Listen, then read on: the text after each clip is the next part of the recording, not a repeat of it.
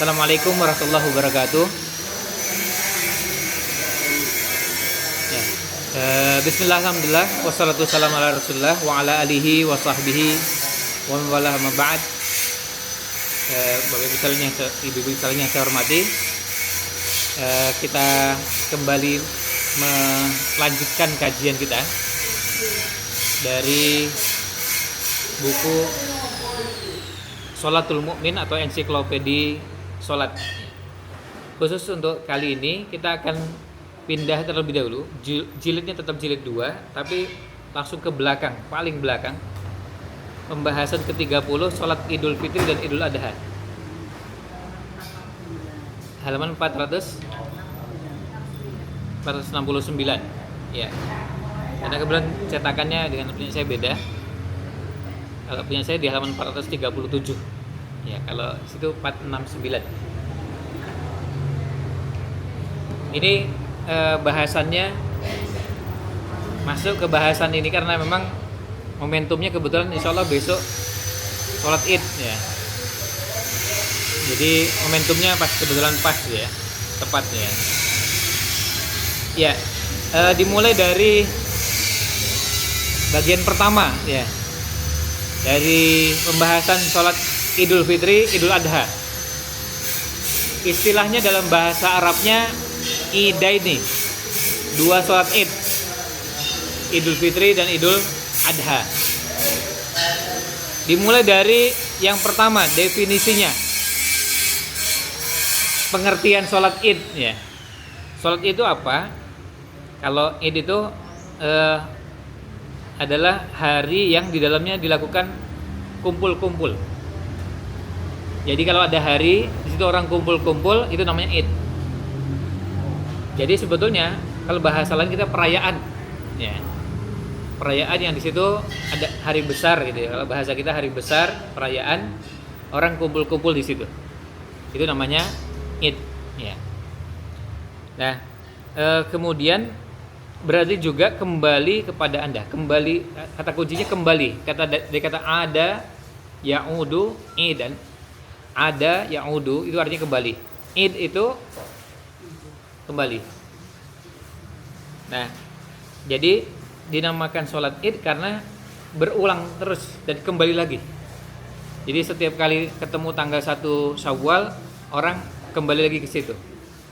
Setiap kali tanggal 10 Dzulhijjah, orang kembali lagi, maksudnya kembali melaksanakan sholat id. Maka dinamakan id ya, karena di situ hari yang orang kumpul-kumpul. Kemudian di situ juga hari yang orang kembali ke situ. Nah, di paragraf di bawahnya, atau kita lanjutkan dulu ya. Id, kata tersebut diambil dari kata ada ya'udu. Seakan-akan mereka kembali kepadanya, kembali kepada hari tersebut. Maka dinamakan id ya. Nah, kemudian ada juga yang berpendapat bahwa itu diambil dari kata adah. Adah itu artinya kebiasaan. Jadi bahasa Indonesia adat istiadat. Adah istiadah itu artinya adat istiadat. Jadi sudah jadi kebiasaan. Jadi kata id itu ada hubungannya dengan kata adat istiadat ya. Kebiasaan. Adah jadi bahasa Indonesia adat istiadat. Jadi adah istiadah. Nah, kemudian di paragraf berikutnya Al-Azhari mengatakan menurut masyarakat Arab kata id itu artinya waktu kembalinya kegembiraan dan kesedihan. Nah, kalau Idul Fitri, Idul Adha itu maknanya kita mengungkapkan kegembiraan. Di dua-duanya kita gembira. Gembiranya apa? Ya, kalau Idul Fitri setelah melaksanakan puasa Ramadan 1 bulan penuh, kita bergembira bisa menyelesaikan puasa 1 bulan penuh. Apalagi setelah itu juga ada makan-makannya. Itu jadi kegembiraan. Idul Adha juga sama. Idul Adha juga kita gembira. Makanya pada saat Id itu orang mengungkapkan kegembiraan dan itu hari gembira, itu memang pasnya seperti itu. Kalau hari Id itu sedih, itu nggak cocok dengan Idnya, karena itu artinya kegembiraan. Nah, Ibnul Arabi mengemukakan Disebutkan Id karena ia kembali setiap tahun sekali dengan kegembiraan baru. Maksudnya ini setiap Idul Fitri kita gembira lagi, Idul Adha gembira lagi. Tahun kemarin kita Idul Adha sudah gembira, besok juga merasa kegembiraan lagi. Ya. Gembiranya apa? Ya macam-macam kegembiraannya. Kalau untuk anak-anak, satu kegembiraannya adalah lihat penyembelihan. Itu kegembiraannya. Itu bagi anak-anak itu kegembiraan tersendiri. Nonton penyembelihan, ya, menyaksikan penyembelihan. Kalau bagi sebagian remaja dewasa, kegembiraannya adalah makan-makannya itu. Ya, makan-makan daging sembelihannya. Itu kegembiraannya. Jadi kalau dari situ kita bisa pahami, jadi Id itu artinya hari yang setiap tahun kita akan kembali ke situ, dari kata ada ya'udu, Id, jadi kembali. Tapi juga maknanya Id itu bisa bermakna bahwa itu sesuatu yang berulang. Maka kita bergembira setiap tahun, setiap kali ketemu dengan tanggal tersebut. Setiap 1 Syawal, setiap 10 Dzulhijjah kita kembali bergembira. Nah, kalau itu sudah bisa dipahami makna Id-nya, dan di situ artinya coba bisa dilihat di paragraf terakhir di bagian nomor 1 itu. Menurut istilah, kata Id adalah hari berkumpul untuk memperingati kebahagiaan atau mengulang untuk memperingati kebahagiaan. Jadi berkumpul, kata kuncinya adalah berkumpulnya. Lalu kata kunci yang lain adalah berulang. Karena bisa jadi kumpul sekali, kalau cuma sekali itu tidak dinamakan Id. Kalau cuma sekali lalu selesai. Tetapi kalau itu berulang-ulang maka dinamakan Id. Ya. Nah, di situ mengulang untuk memperingati kebahagiaan. Ada kebahagiaan, kegembiraan yang membuncah yang dirasakan. Dan kita cuma 2. Kalau dalam setahun ada Idul Fitri, Idul Adha. Kalau setiap pekan ada namanya Id setiap pekan, yaitu hari Jumat. Itu Id-nya setiap pekan adalah hari Jumat. Berikutnya, sekarang kita pindah ke yang kedua. Dasar hukum sholat Idul Fitri dan Idul Adha. Itu ada beberapa dalil. Di antaranya di sini sebutkan sebagian aja. Pertama, Quran. Seperti firman Allah Ta'ala, "Fasholli lirabbika wanhar." Nah, maka dirikanlah sholat karena Rabbmu dan wanhar, dan sembelihlah, berkurbanlah. Nah, kemudian yang kedua dari hadis. Kalau hadis kita temukan banyak sekali hadis-hadis tentang sholat Idul Fitri, Idul Adha. Dan termasuk cara mengerjakannya. Dimulai dengan melaksanakan sholat, kemudian khutbah. Kebalikannya Jumatan. Kalau Jumatan khutbah dulu baru sholat.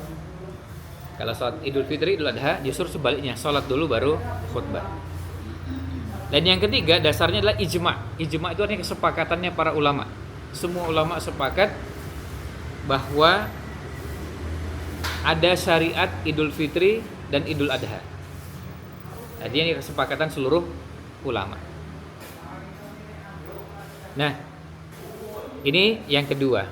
Sekarang kita masuk yang ketiga, hukum sholat Id. Apa hukum sholat Id? Kita lihat di sini. Hukum sholat ini, Id ini ada perbedaan pendapat. Hukum sholat Id. Kalau yang di sini disebutkan, ada yang berpendapat bahwa sholat Id itu fardu kifayah. Lalu kemudian kata beliau artinya penulis ini mengatakan fardu ain. Nah, kalau supaya lengkap pendapatnya, lihat di catatan kaki. Catatan kaki nomor berapa itu? 11. Di catatan kaki nomor 11, di situ kita bisa lihat para ulama berbeda pendapat mengenai hukum sholat Id, Idul Fitri maupun Idul Adha. Ada 3 pendapat. Yang populer dari mazhab Imam Ahmad bahwa sholat Id itu fardu kifayah. Bisa diberi garis pada kata fardu kifayahnya.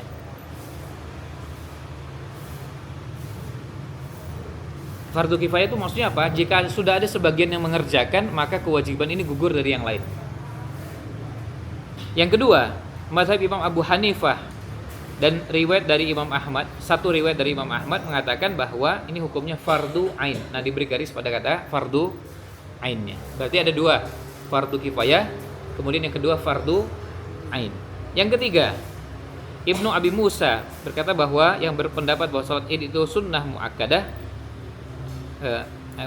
Ibnu Abi Musa mengatakan bahwa ada yang berpendapat bahwa salat Id itu sunnah muakkad dan tidak wajib. Jadi ini pendapat ketiga. Pendapat pertama fardu tapi kifayah, yang kedua fardu tapi ain, yang ketiga sunnah. Tapi sunnahnya apa? Muakkadah, bukan sunnah biasa. Jadi sunnah muakkadah, sunnah yang sangat ditekankan dan dianjurkan.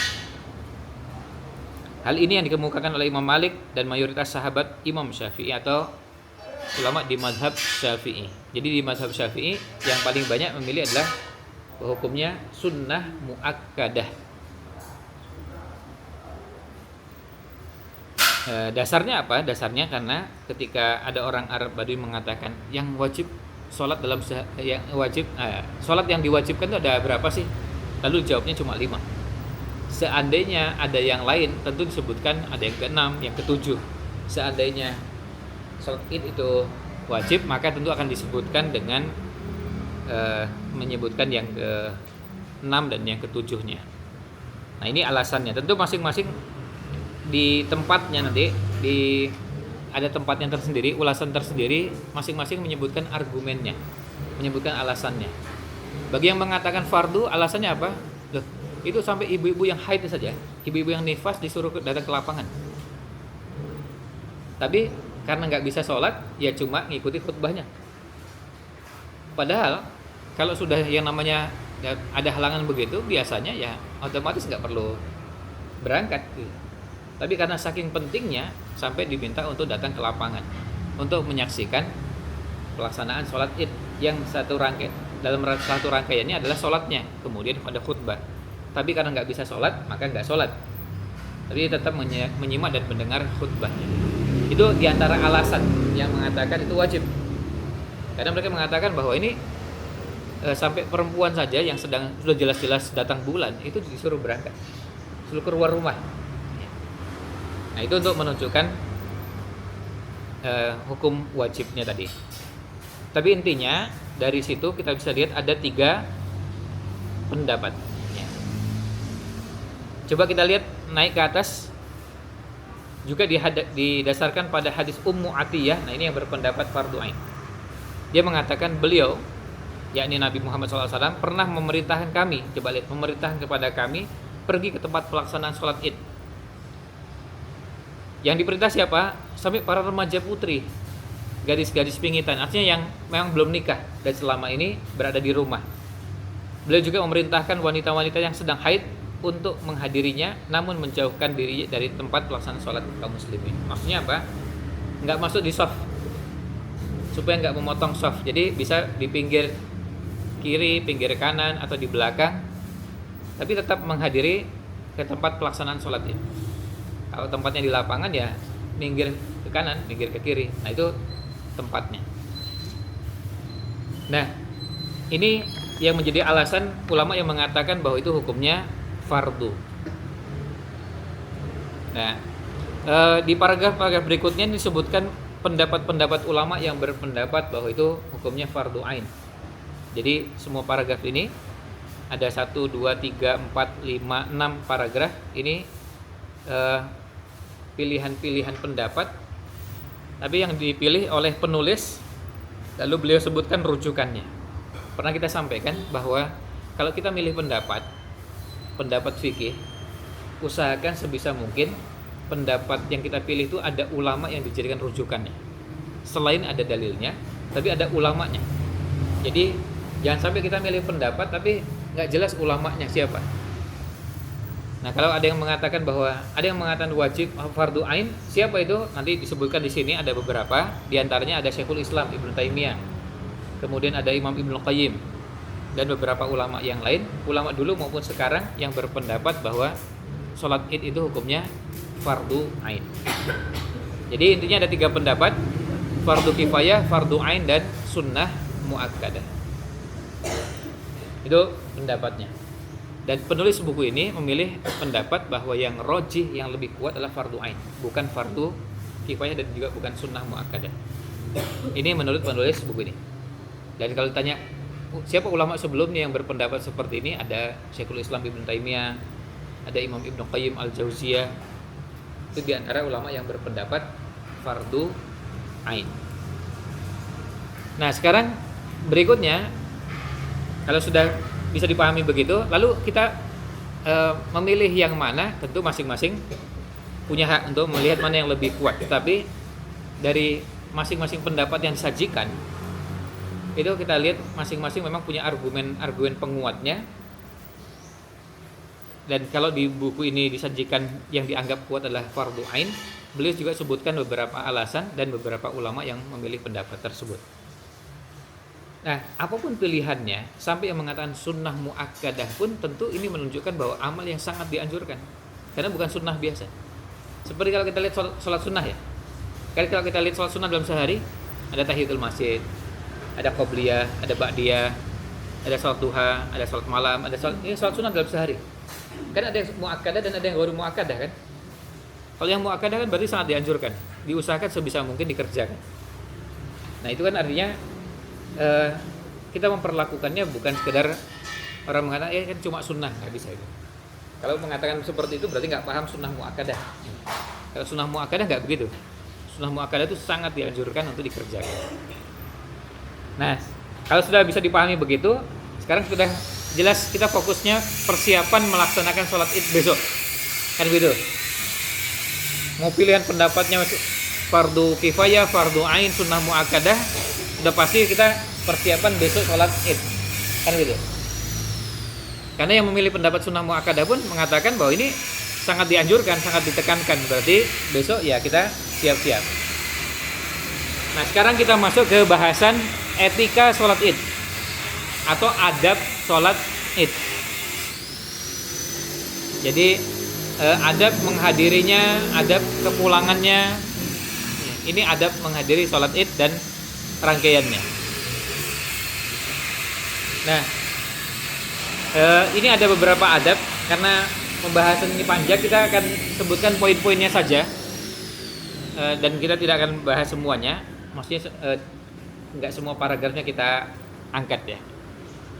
Yang pertama, mandi pada hari raya id. Maksudnya mandi sebelum berangkat sholat id. Mandinya itu yang dimaksud adalah mandi janabat, mandi junub, mandi besar. Nah, itu yang dimaksudkan. Dan itu kapan dikerjakannya? Sebelum berangkat. Sebelum berangkat ke melaksanakan sholat id. Berarti mulai kapan? Ya bisa sebelum subuh. Misalnya sudah bangun sebelum subuh, ya sejak sebelum subuh bisa dikerjakan. Atau ba'da subuh langsung juga bisa. Yang jelas sebelum berangkat ke tempat sholat id. Ini yang pertama. Dan dasarnya adalah dari Abdullah bin Umar, biasa mandi sholat Idul Fitri sebelum berangkat ke tempat pelaksanaan sholat id. Yang kedua, disunahkan untuk membersihkan diri. Membersihkan diri itu artinya, kalau tadi sudah mandinya, berarti membersihkan diri ini bagian yang lain. Yang dibersihkan apa? Ya semua yang bisa jadi belum terselesaikan dengan mandi. Berarti apa?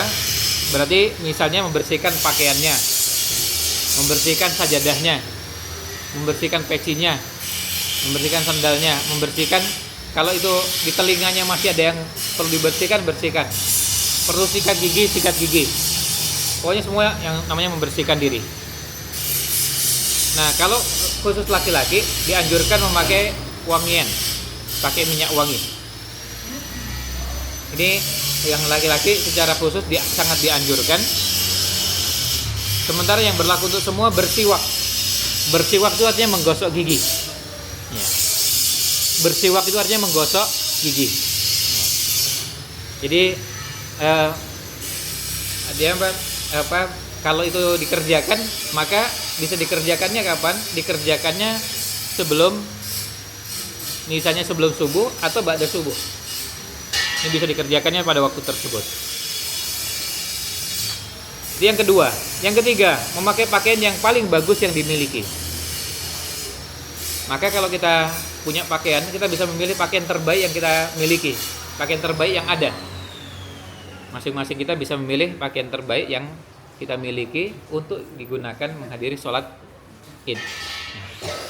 Maka dulu kebiasaan yang ada di masyarakat kita, kalau sebelum sholat Id beli baju baru pas Idul Fitri itu memang ada contohnya, ada dasarnya maksudnya. Ada dasarnya karena bisa jadi pakaian yang lama sudah banyak yang ya kondisinya nggak sebagus kalau seandainya beli pakaian baru. Nah, apalagi untuk anak-anak.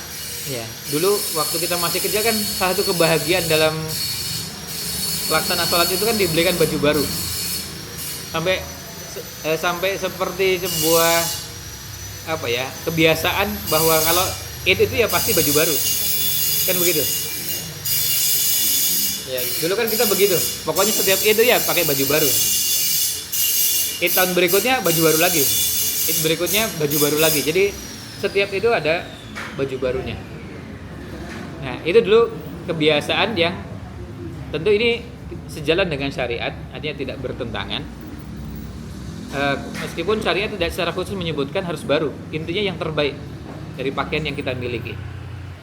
Ini pakaian terbaik yang kita miliki. Jadi mau baru, mau lama, biasanya kalau yang baru itu ya anak-anak ya. Kalau bapak ibunya ya pakai pakaian yang lama dan bersabar dengan pakaian terbaik yang ada yang dimiliki di rumah. Nggak perlu pakai baju yang baru. Berikutnya, yang keempat. Coba lihat, ini yang keempat perlu dicermati karena ada beda antara Idul Fitri dengan Idul Adha. Disunnahkan makan beberapa buah kurma terlebih dahulu sebelum berangkat ke tempat pelaksanaan sholat Idul Fitri. Mohon dicermati pada Idul Fitri. Ini disunnahkan disuruh makan. Yang afdol berjumlah ganjil. Sedangkan pada hari raya Idul Adha yang afdol adalah tidak makan. Justru pas mau berangkat ke tempat sholat Id justru nggak makan. Kalau sholat Idul Fitri malah justru makan dulu. Jadi berkebalikan. Cara menghafalnya sebenarnya sederhana. Kalau selama Ramadan kan kita puasa. Nah, pas Idul Fitri justru makan. Jadi kebalikannya. Nah, kemudian kalau yang di Idul Adha kebalikannya. Selama ini atau selama beberapa hari sebelum itu, meskipun hari ini ya, hari Arafah kita puasa, tapi selama ini kita nggak puasa, nggak makan. Selama kita makan. Nah, begitu tanggal 10 Dzulhijjah kita makan. Ya, kita puasa, maaf. Kita pada 10 Dzulhijjah kita sebelum berangkat kita justru menahan diri nggak makan sampai kembali dari tempat pelaksanaan sholat Id. Ini jadi ya sama makan dan minum juga. Makanya itu yang berat itu bagi khatibnya itu. Yang berat itu bagi khatibnya. Ya. Nah, ini apa hukumnya? Hukumnya ini adalah sifatnya anjuran. Ini hukumnya anjuran. Maka kalau ada yang seandainya berangkat tapi ternyata makan, ya dia tidak melakukan perbuatan dosa besar misalnya, atau dianggap sholat Idnya batal gitu, enggak. Tetapi sebisa mungkin ini kita kerjakan, kita upayakan, dan berarti ya sejak nanti siang ini keluarga dikondisikan, dipahamkan bahwa besok enggak makan dulu, ya, enggak makan dulu, dan bahkan kalau bisa, dan ini masalahnya cuma bedanya dulu dengan sekarang, atau bedanya mungkin sebagian tempat yang pelaksanaan penyembelihannya cepat ya. Karena ada beberapa tempat yang penyembelihannya cepat itu sehingga pagi disembelih terus kemudian bisa dalam waktu ya siang itu sudah terdistribusi, nggak tunggu sampai sore. Bahkan ada yang siangnya masih di awal nggak sampai terlalu mundur karena persoalan penyembelihan yang cepat ya. Saya pernah cerita bahwa kalau di Timur Tengah atau di Saudi secara khusus kan, kalau orang sana tuh kalau yang namanya nyembelih, karena itu keterampilan dasar pada orang secara umum, jadi mereka sudah biasa nyembelih itu dan cepat. Jadi satu kambing itu bisa dihitung dalam hitungan menit ya, dari sejak nyembelih sampai menguliti ya. Dan itu memang cepat. Apalagi kalau yang orangnya memang pekerjaan sehari-harinya begitu, yang bukan pekerjaan sehari-harinya seperti aja, itu terlihat keterampilannya. Maka sampai ada yang pernah dihitung pakai stopwatch, dihitung berapa menit sejak nyembelih, terus kemudian menguliti dan dikerjakan sendirian satu ekor kambing. Jadi memang sangat cepat ya, karena memang sudah terampil ya. Jadi itu bedanya di kita. Ketika ada yang cepat begitu, betul-betul dianggap luar biasa, karena memang yang biasa gak begitu ya. Seperti misalnya di Jogokarian kan, tim jagalnya banyak. Ketika nyembelih sapi itu cepat sekali, dan kemudian mengulit itu juga cepat. Mereka juga selain menyiapkan sekian banyak alat, artinya pisaunya pun nggak sembarangan. Pisau untuk nyembelihnya, pisau untuk menguliti, itu pisaunya dipilih yang bagus-bagus. Tapi juga orangnya punya keterampilan, makanya cepat. Dan sempat masuk Guinness Book of Record ya, ketika Jogokarian nyembelih 48 sapi, waktunya cuma dari pagi sampai sebelum zuhur. Udah selesai semua itu. Ya, termasuk kami. Enggak, jagalnya banyak. Ya, karena memang mereka punya tim jagalnya ya, dan mereka sering mengadakan pelatihan kaderisasi jagalnya. Maka tim jagalnya banyak. Apa? Oh iya. Ya. Ada beberapa tempat sih, kalau itu yang besar ya. Ya, yang besar. Ada beberapa yang kegiatan-kegiatannya diselenggarakan oleh PDM, itu di beberapa tempat juga ada. Enggak, ada beberapa tempat ya. Ada yang di Kampilan, di Purwodiningrat ada pelatihannya. Dan langsung praktek juga.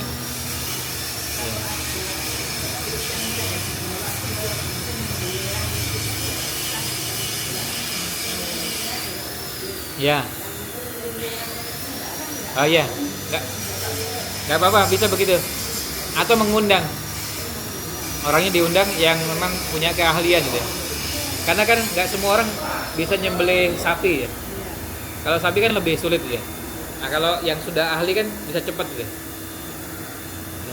ya. Termasuk sebenarnya yang diperlukan tuh kalian nyembelih dan sekaligus mengulitinya. Kadang nyembelihnya cepat terus mengulitinya lama sekali tuh. Dan kita rasakan beda ya kalau yang terampil kan enggak. Nah, kalau dalam hadis sampai disebutkan Nabi SAW itu makan daging sembelihannya. Jadi berarti kan waktunya nggak perlu proses yang panjang, karena memang dikerjakan dengan cepat ya. Itu karena keterampilan ya. Kalau di kita secara teknis sulit, karena yang kan gini, kalau di kita ingin melibatkan warga. Jadi semua pokoknya bapak ibu yang mau bantu silakan monggo terlibat dan bantu. Jadi sehingga misalnya saya gak terampil pun ikut terlibat gitu. Jadi cara BTT itu gimana itu nggak ngerti itu. Cara menguliti gitu. Cara menguliti yang nggak ngerti itu sayanya prosesnya jadi lama gitu. Tapi kalau yang terampil kan bisa cepat. Nah itu yang bikin lama tuh ya kehadiran orang-orang seperti saya yang nggak terampil terus ikut bantu di situ. Ya, sementara kalau yang terampil nggak banyak juga, itu jadi masalahnya. Nah, kalau ini kan sekarang musim haji ya. Kalau di musim haji kita bisa lihat di beberapa tempat tuh memang hitungannya menit.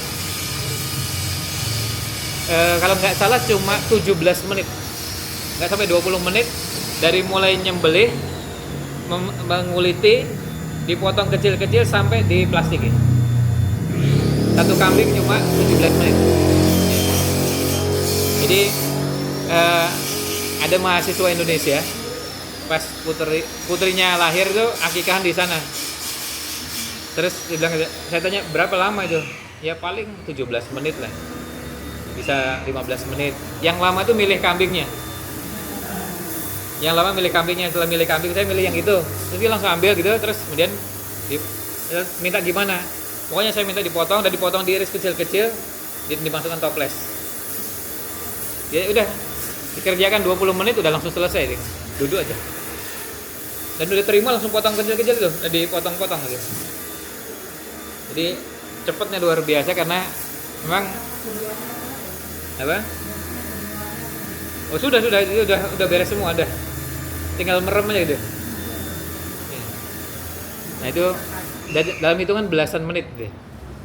Bahkan pernah katanya ada mahasiswa itu cerita pernah 13 menit dia hitung gitu, dari dia motong tuh dia hitung tuh, terus dia sambil sambil murojaah Quran gitu, ini sudah selesai deh. Ya. Saking cepatnya bu. Jadi artinya memang terampil luar biasa gitu. Jadi caranya mengulit itu kan perlu keahlian ya. Nah itu maksudnya. Ya jadi ke sini ya. Yang keempat, yang kelima, berangkat ke tempat pelaksanaan sholat id berjalan kaki dengan penuh ketenangan dan kewibawaan. Jadi kalau bisa, dan ini anjurannya tentu kalau kita sholat id di tempat yang terdekat dengan tempat tinggal kita. Itu afdalnya. Jadi asalnya warga itu tinggal di mana, sholat idnya di tempat terdekat. Ada lapangan yang mengadakan sholat id ya di situ. Ini di sini ya lapangan apa sini ada ya? Di lapangan Karang ada sholat id ya. Nah, ya cukup di situ.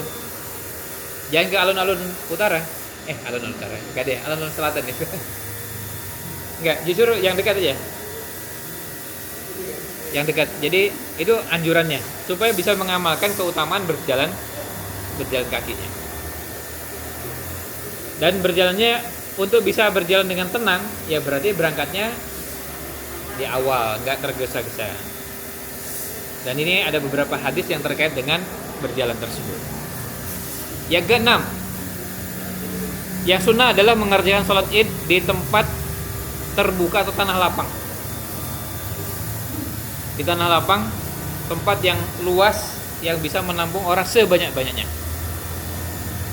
Ini sunnahnya. Maka dulu dikenal dengan nama musola. Dan kalau kita berangkat umroh atau haji di kota Madinah itu nanti ada masjid namanya Masjid Ghamamah. Masjid Ghamamah itu asalnya itu bukan masjid. Masjid Ghamamah itu asalnya tanah lapang, tempat pelaksanaan sholat Idul Fitri atau Idul Adha. Jadi Nabi SAW ketika melaksanakan sholat id itu enggak di Masjid Nabawi tapi ke area lapangan itu yang sekarang dikenal dengan nama Masjid Ghamamah. Jadi masjidnya itu dibangun belakangan, baru itu masjidnya. Di zaman Nabi nggak ada itu. Zaman Abu Bakar nggak ada, zaman Umar nggak ada, zaman Utsman nggak ada. Baru itu. Ada pada masa sesudah wafatnya Nabi. Iya, itu sesudah wafatnya Nabi Muhammad SAW. Jadi sebelum ketika Nabi SAW masih hidup, itu dipakai karena itu lapangan, dipakai sholat id, Idul Fitri, Idul Adha, kemudian sholat istisqa, sholat minta hujan. Nah ketika Nabi SAW sholat minta hujan, lalu beliau berdoa, kemudian ada ghamamah itu awan. Ya. Ada ghamamah, ada awan yang menutupi itu, maka dinamakan ghamamah. Ya areanya di situ. Jadi masjid di situ ada Masjid Ghamamah, kemudian ada Masjid Abu Bakar. Itu masjid ini baru muncul belakangan. Lapangan. Gitu ya. Dulu lapangan itu. Jadi itu dulunya nggak ada masjid. Sampai wafatnya Nabi Muhammad SAW nggak ada masjid di situ. Kan pasti orang bertanya-tanya, loh, kok dekat dari Masjid Nabawi, ngapain itu? Bangun masjid dekat dengan Masjid Nabawi. Kalau dipikir-pikir ngapain gitu? Kalau gitu. Ternyata itu untuk mengabadikan lokasi. Dibuat apa? Kemudian akhirnya dibuat masjid. Dibuatnya masjid. Jadi sama seperti kalau orang di tempat lain itu ketika mengabadikan sesuatu dibuat tugu, dibuat patung, dibuat. Nah itu cara mengabadikan orang. Masing-masing dengan caranya sendiri-sendiri. Ya itu ya. Itu yang keenam. Kemudian yang ketujuh, disunnahkan berangkat ke tempat pelaksanaan sholat id melalui jalan yang berbeda dengan jalan ketika pulang. Bisa jadi perbedaannya tidak 100%, tapi perbedaannya pada sebagian jalan. Jadi artinya kalau kita sekarang bisa jalan itu gangnya yang berbeda. Atau jalannya apa? Kalau itu jalannya luas ya sisi sebelah sini dengan sisi sebelah sana. Kalau jalannya cuma satu. Tapi kalau yang ada gang, maka kita bisa memilih berangkat lewat gang A, nanti pulangnya lewat gang yang B. Nanti sampai di rumahnya pasti nanti akan ada jalan yang sama, karena pintu depannya sama. Ya, tapi apa? Pada bagian yang kita bisa berbeda, sengaja berbeda. Apa hikmahnya? Hikmahnya adalah supaya memperbanyak saksi pada hari kiamat bahwa kita pernah melewati tempat tersebut untuk melakukan ketaatan. Sama seperti ketika kita menyebutkan apa hikmahnya sholat sunnah kok pindah tempat. Setelah sholat wajib, mengerjakan sholat ba'diyahnya geser. Apa hikmahnya kok geser ke kanan, geser ke kiri, supaya nanti semakin banyak yang menjadi saksi pada hari kiamat bahwa saya pernah sholat di sebelah sini, yang pojok sebelah kanan, tapi saya juga pernah di pojok sebelah kiri. Saya pernah sholatnya di tengah-tengah. Saya pernah. Nah itu akhirnya pada hari kiamat nanti ini tempat ini menjadi saksi bahwa kita di sini pernah melakukan ketaatan. Jadi kita pernah melakukan ketaatan di sini, di tempat ini. Nah ini salah satu hikmahnya. Kenapa tempatnya berpindah? Ya, itu yang ke-7. Jadi selama masih bisa memilih jalan yang berbeda, maka silahkan bisa pilih jalan yang berbeda. Yang ke-8, disunnahkan bagi makmum untuk bersegera berangkat ke tempat pelaksanaan sholat id setelah sholat subuh. Jadi dianjurkan segera. Jadi yang paling bagus adalah yang paling cepat. Yang paling bagus adalah yang paling cepat, bersegera. Adapun imam disunahkan untuk mengakhirkan keberangkatan sampai waktu mendekati pelaksanaan sholat id, karena Nabi SAW juga melakukan seperti itu. Jadi yang bukan imam jangan mengakhirkan. Artinya misalnya kapan sholatnya jam 6.30 misalnya. Kalau imam itu bisa sampai di lokasi 6:15. Masih ada waktu 15 menit.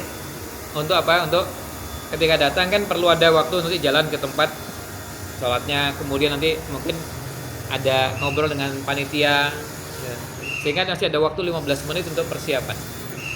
Itu imam.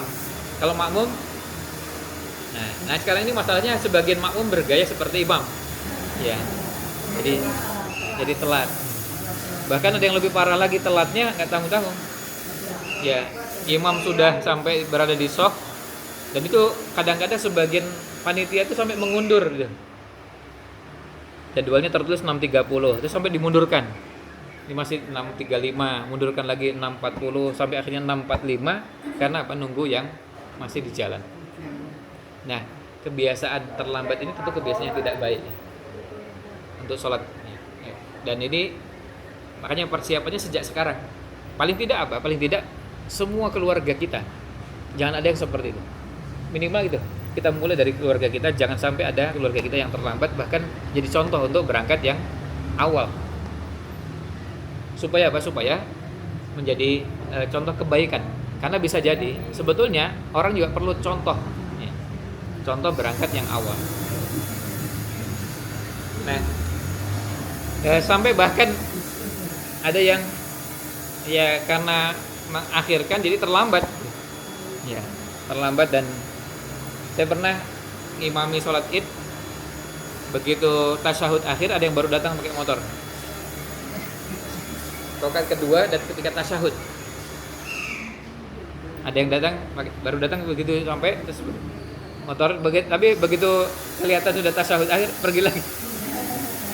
Ya mungkin malu gitu ya.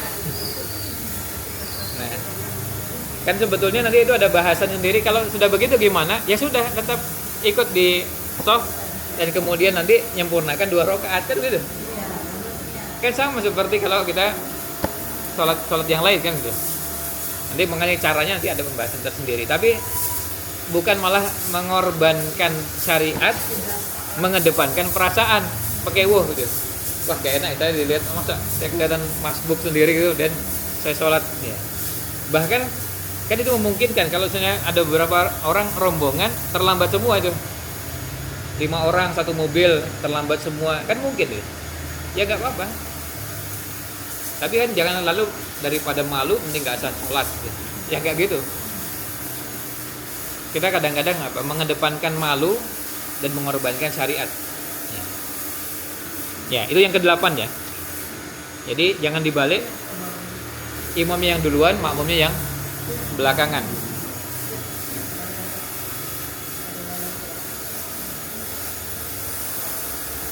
Nah, itu yang nomor 8. Berikutnya, yang nomor 9. Bertakbir selama dalam perjalanan menuju tempat pelaksanaan sholat id dengan mengangkat suara. Artinya bukan suaranya pelan, kecuali kalau yang perempuan ya. Perempuan bisa dengan suara yang pelan, tapi yang laki-laki mengeraskan suaranya. Supaya apa? Takbirnya menggema di mana-mana. Semarak. Jadi orang merasakan suasananya. Karena itulah yang namanya syiar itu begitu. Yang namanya syiar itu memang orang semuanya lihat, semuanya mendengar, rame gitu. Itu namanya syiar.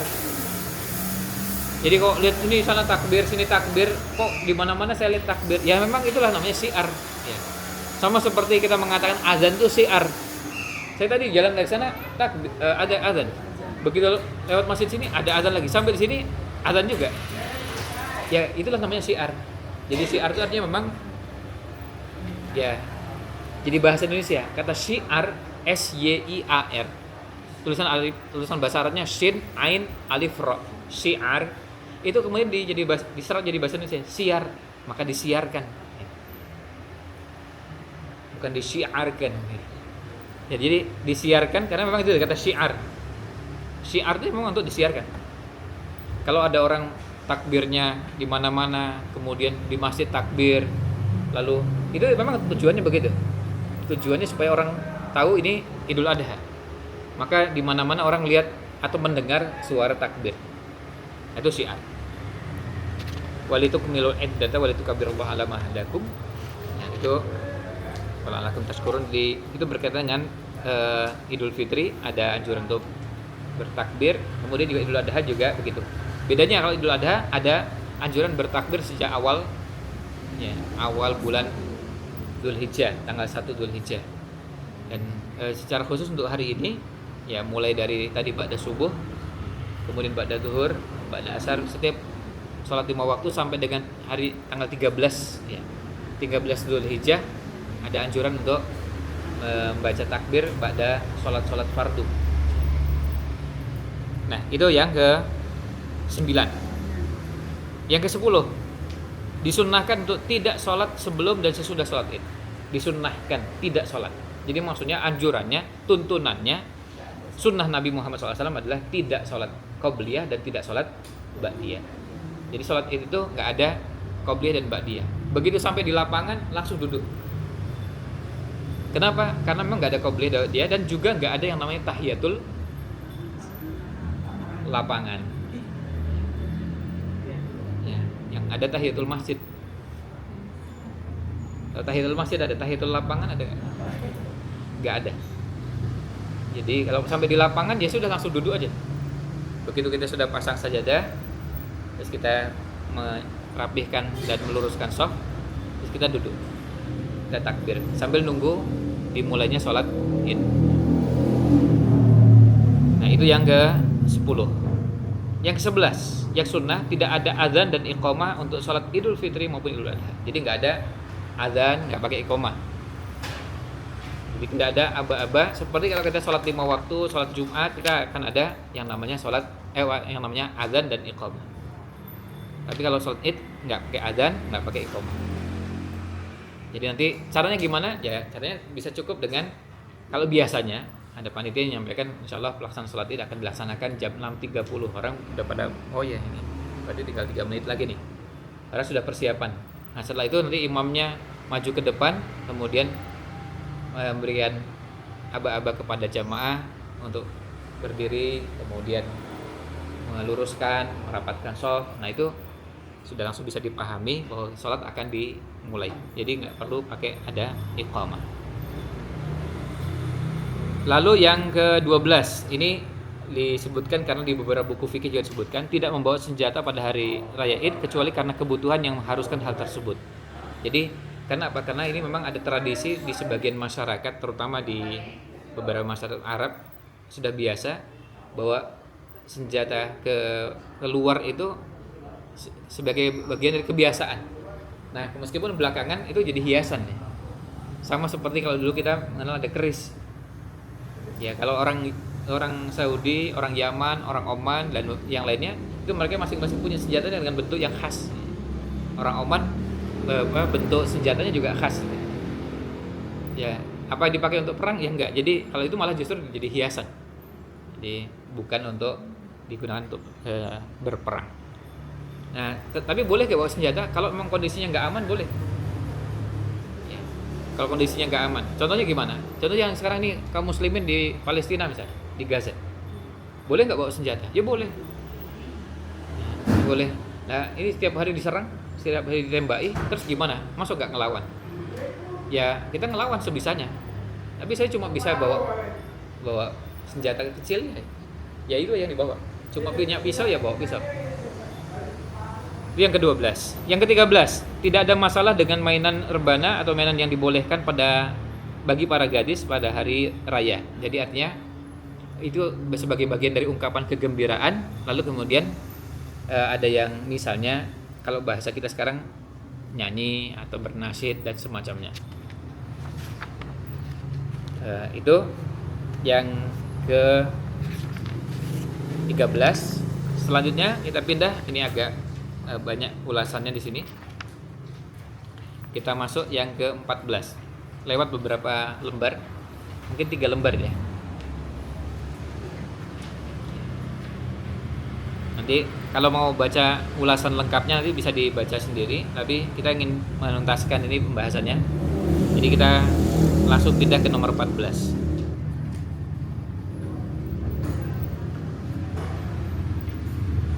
Yang ke-14, keberangkatan kaum wanita ke tempat pelaksanaan sholat Id harus berhijab dan tidak memakai wangi-wangian.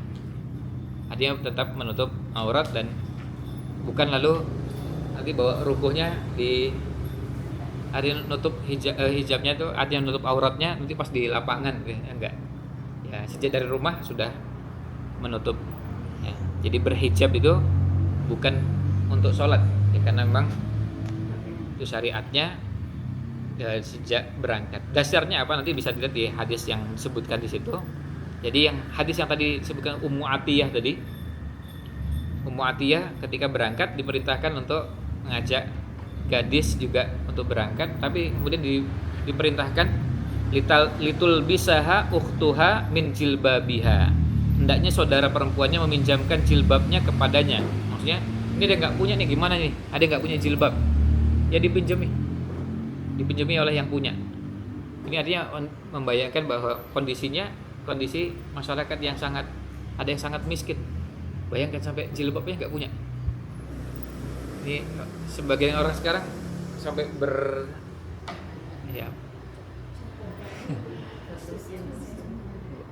saya nggak mau bilang berlusin-lusin ya, tapi mungkin ada yang sampai berlusin-lusin. Ya, tapi intinya banyak gitu. Ini satu aja nggak punya. Dan kami dulu pernah punya pengalaman ketika membina masyarakat di sebuah perkampungan di pucuk gunung di Purwokerto. Itu ya apa namanya, daerah gunung apa, tempat rekreasinya apa namanya, Baturadeh. Itu gunung ya, bukan? Oh bukan, ya. Ya, tapi kan daerahnya agak tinggi ya. Ya, berarti bukan gunung ya. Ya, daerah Baturadeh. Dan waktu itu pada saat mau melaksanakan sholat itu sampai saya ingat sekali ada sebagian itu karena nggak punya jilbab, jadi pakai taplak. Ya, saking melaratnya, nggak punya. Dan kampungnya deso tenan gitu, sampai di pucuk gunung. Ya tadi di kampung sekali. Terus akhirnya kita mengumpulkan pakaian pantas pakai, jilbab dan seterusnya dari beberapa mahasiswi dan ibu-ibu di Jogja. Kita bawakan, alhamdulillah bisa dapat 90 ya. Terus kita kirimkan ke sana.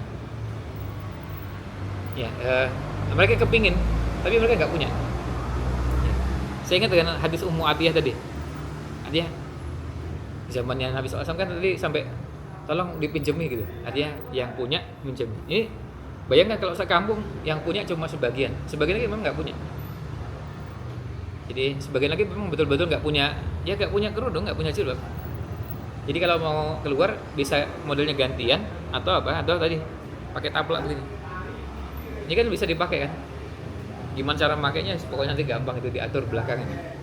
Yang penting pokoknya kan yang penting kan kain gitu ya. Mau pakai taplak, mau pakai sarung bantal, mau pakai selimut, mau pakai apa saja spray kan yang bisa dipakai untuk untuk nutup ya. Karena kan aslinya yang namanya hijab, jilbab itu kan nggak ada model khusus kan. Ya kalau mau pakai spray boleh nggak sih? Ya boleh aja kan gitu. Gimana cara makainya terserah, diatur sendiri gitu. Ya. Nah itu untuk menunjukkan bahwa tetap harus menutup aurat sejak berangkat. Berikutnya yang ke-15. Nah, nomor 15, kepergian anak-anak ke tempat pelaksanaan sholat Id untuk ikut menghadiri dakwah kaum muslimin. Maksudnya apa? Anak-anak juga diajak. Jadi jangan dibilang anak-anak di rumah aja nanti rame gitu. Oh enggak, biar anak-anak juga perlu tahu. Karena itu bagian dari pembelajaran. Sebab setahun cuma 2 kali. Idul Fitri sekali, Idul Adha sekali. Kapan anak belajar menyaksikan sholat Id kalau nggak datang langsung? Kan kalau di rumah terus diceritain ini ada videonya nih, nonton videonya. Kan enggak itu. Enggak kena itu. Kesannya beda dengan kalau lihat langsung. Lihat langsung dan menyaksikan gimana sih orang sholat Id. Oh, ternyata pisah tuh bapak-bapak dengan ibu-ibu pisah. Lah, saya mau pisah dengan bapak kan akhirnya kalau dia anak perempuan kan pasti pisah dengan bapaknya. Nah itu kan bagian dari proses pembelajaran biar anak belajar itu. Ya biar merasakan suasana itu. Karena ini bagian dari proses pembelajaran.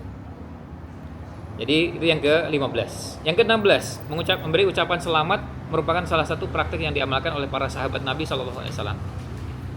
Ini yang pernah kita sampaikan, coba lihat Al-Hafidz Ibnu Hajar mengatakan diriwayatkan kepada kami di dalam Al-Mahamiliyat dengan sanad hasan dari Jubair bin Nufair, dia bercerita para sahabat Rasulullah SAW jika bertemu pada hari Id, sebagian mereka mengatakan kepada sebagian yang lain, taqabbalallahu minna wa minka.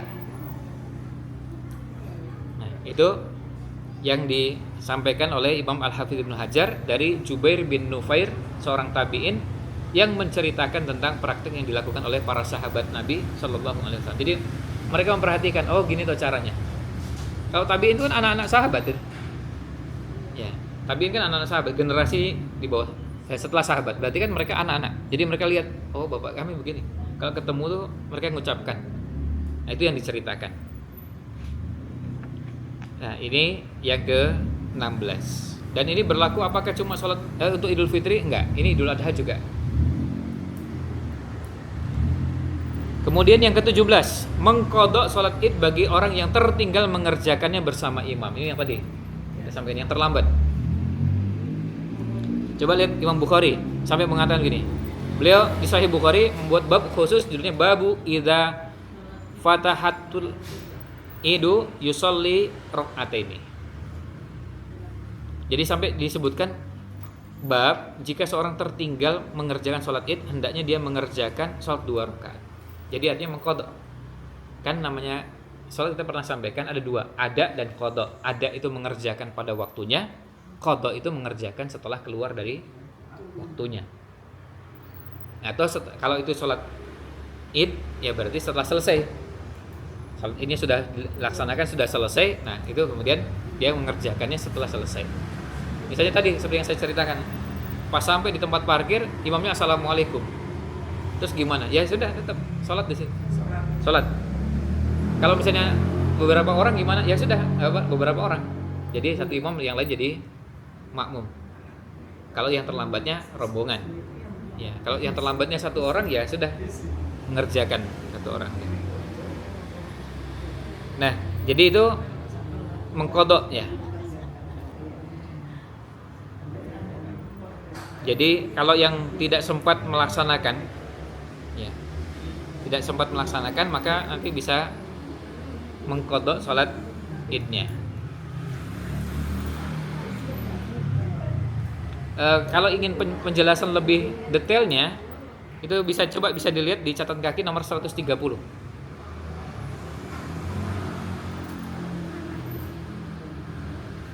Sejumlah ulama lainnya berpendapat disunnahkan baginya untuk mengqadhanya, maksudnya mengqadha salat id. Oleh karena itu, barang siapa tertinggal mengerjakan salat id bersama imam, maka dia disunnahkan mengqadhanya. Mereka juga berbeda pendapat mengenai berapa rakaat dia mengqadha salat itu. 2 atau 4. Jadi ketika terlambat sholat itu mengqadhanya 2 atau 4. Nah, ini ada 2 pendapat. Kita lihat yang pertama, Imam Bukhari berpendapat bahwa orang yang tertinggal mengerjakan sholat id, dia hanya perlu mengqadha 2 rakaat saja, seperti aslinya. Karena aslinya 2 rakaat, maka mengqadhanya juga 2 rakaat. Iya. Dengan takbirnya. Dengan takbirnya.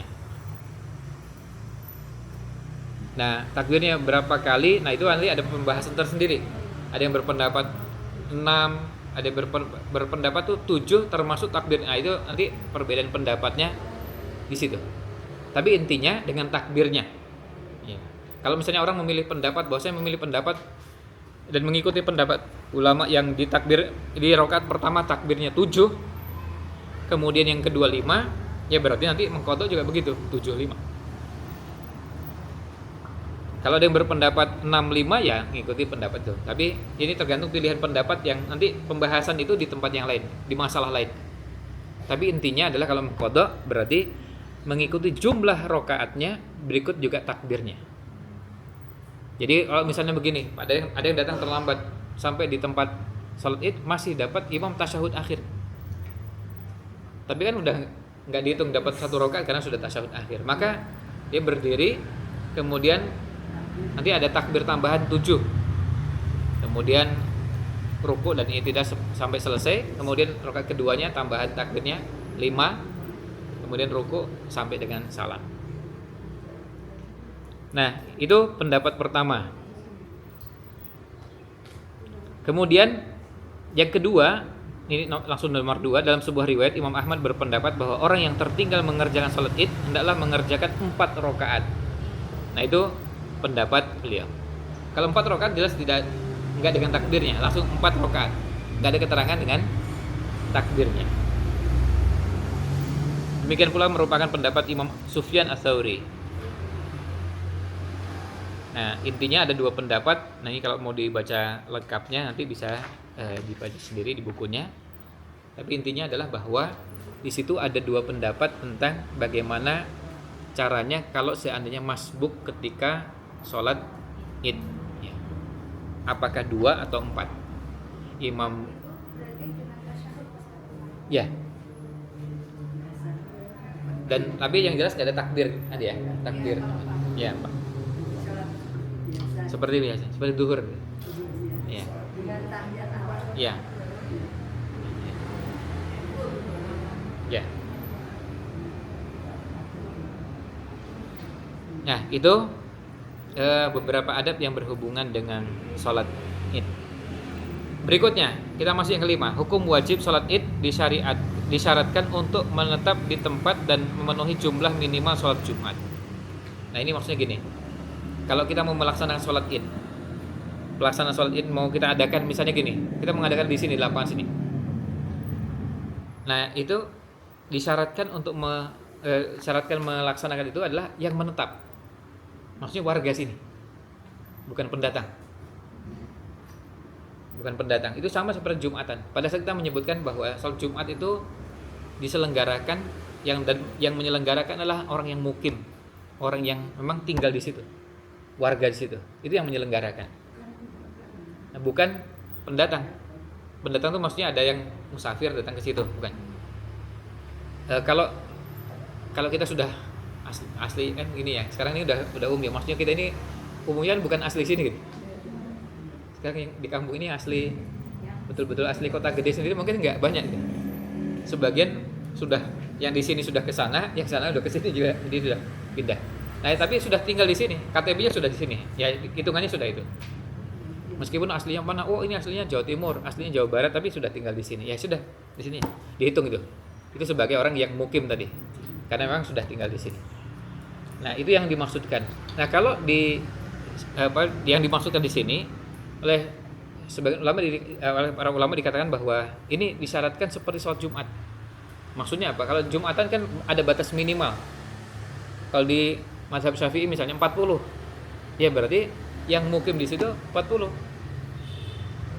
Makanya kenapa di beberapa tempat itu kita menyarankan sebetulnya tidak dilaksanakan sholat Id. Karena awalnya begini. Waktu sebelum pandemi, beberapa tempat tuh nggak melaksanakan sholat Id. Tapi karena ketika ada pandemi, akhirnya dipecah-pecah di beberapa tempat, dan ada lapangan kecil, ada masjid, ada apa yang itu pokoknya dipecah-pecah di banyak tempat. Nah itu awalnya tadi kan memang ada physical distancing, jadi artinya pokoknya diupayakan supaya orang nggak banyak ketemu, nggak banyak kumpul. Tapi yang jadi masalah setelah pandemi masih terus. Akhirnya ada beberapa tempat yang sebenarnya tempat-tempat kecil, ya jumlahnya nggak banyak, tetap melaksanakan. Tempat yang tadinya banyak jadi berkurang jamaahnya karena apa? Karena tadi terpecah. Kalau di pandemi kita sepakat, nggak ada masalah karena memang kondisinya tadi, memang sebisa mungkin biar nggak terlalu padat. Tapi jadi masalah setelah pandemi keterusan. Akhirnya beberapa tempat jumlahnya sedikit. Saya pernah menyaksikan beberapa tempat itu jamaahnya itu nggak sampai 60-an, nggak sampai 60-an jumlah jamaahnya. Dan seandainya mereka ini ikut dengan tempat terdekat masih cukup.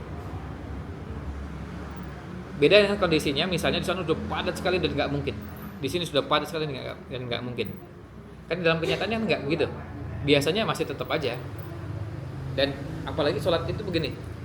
Di sebagian tempat sholat itu salah satu PR-nya bagi penyelenggara adalah merapihkan softnya jamaah. Karena sebagian jamaah tuh bawa sajadah sendiri-sendiri. Sementara sajadah kan ukurannya besar-besar. Jangan sajadah yang ukurannya sesuai dengan ukuran tubuh yang langsing gitu ya. Kan jarang diantara kita ini kan yang gemuk sekali terus sajadahnya jadi besar gitu. Padahal bawa sajadahnya besar. Nah, yang kalau seandainya 2 sajadah tuh bisa bertiga. Kan bisa begitu. Bahkan ya ada yang bisa, ya tergantung macam-macam. Tergantung ukurannya. Nah, ini PR-nya kan gimana caranya orang mau geser. Bukan ukurannya karena itu sajadah saya, ya saya sholatnya di sini. Kan nggak begitu sebetulnya. Kalau sudah sholat kan seperti kalau kita sholat di masjid. Ya kalau sholat kan luruskan, rapatkan, kan gitu. Kalau depannya kosong ya diisi. Tapi itu bukan sajadah saya. Ya nggak apa-apa, ini nggak ada masalahnya dengan sajadah. Makanya ini menjadi PR untuk para penyelenggara, termasuk kepada masyarakat secara umum. Gimana caranya sebisa mungkin kita merapatkan. Minimal apa? Minimal. Ini lagi-lagi minimal itu bisa kita tuntaskan untuk diri kita sendiri dan keluarga kita. Minimal keluarga kita tuh bisa rapat.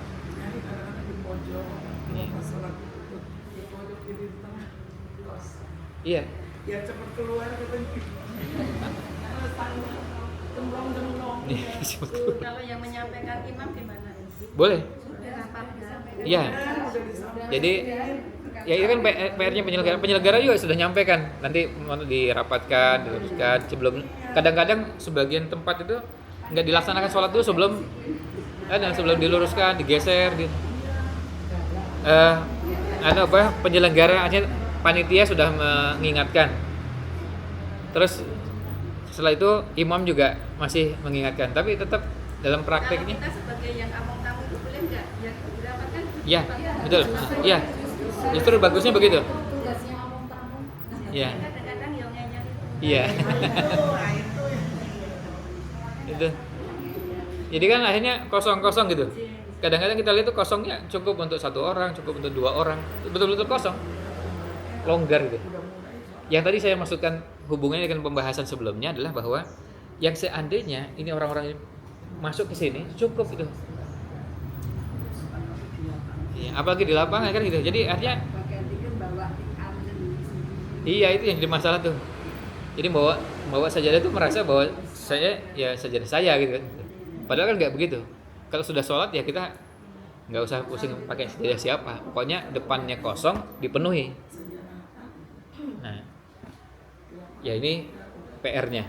Jadi itu ya, itu yang bahasan kelimanya. Saya persingkat jadi nggak usah dibacakan isinya. Lalu yang keenam waktu sholat id. Nah, waktu sholat id. Awal waktu salat id adalah setelah meningginya matahari. Berarti bukan cuma terbit, tapi matahari sudah mulai naik. Ya, jadi bukan terbit, pas terbit matahari nggak boleh, karena ada larangan dan hukumnya haram melaksanakan sholat pada saat terbit matahari. Pas terbit lalu sholat itu nggak boleh. Ditunggu, dan tunggunya kapan? Sampai matahari sudah mulai naik. Nah, kita punya PR lagi. Setelah matahari mulai naik itu jamaah merasa panas. Jadi memang serba salah semua ya. Cuma kalau jadi softnya udah nggak lurus, nggak rapat, terus kemudian ada PR lagi. Ketika panas sedikit udah nggak tahan, udah kepingin pulang. Ya. Nah ini PR-nya. Jadi tadi matahari sudah mulai naik, kira-kira setinggi tombak. Itu cuma kira-kira untuk mengukur. Intinya apa sebenarnya? Ya kalau sekarang ini. Ya, 6:30 itu insya Allah sudah. Ya, dengan subuh yang sekarang ini, ya 6:30 sudah cukup untuk naik. Ya udah naik gitu ya maksudnya. 6:30 kalau mau 6:45 itu jelas. Lagi apalagi yang jam 7 udah pasti sudah masuk. Nah, itu dasarnya. Ini ada hadisnya di bawahnya. Disebutkan dari hadis Yazid bin Humair Ar-Rohabi. Beliau bercerita bahwa Abdullah bin Bisr, sahabat Rasulullah SAW, pernah berangkat bersama orang-orang ke tempat pelaksanaan sholat id pada hari raya Idul Fitri, Idul Adha. Beliau mengkritik keterlambatan imam seraya mengatakan sesungguhnya kamu telah menyia-nyiakan waktu kita, yakni ketika berlangsungnya sholat sunnah. Jadi menegur ketika malah ditunda-tunda, dilambatkan ya. Jadi kalau memang sudah naik ya sudah. Nggak perlu ditunggu lagi sampai naik sekali lagi, tinggi lagi, karena memang sudah naik.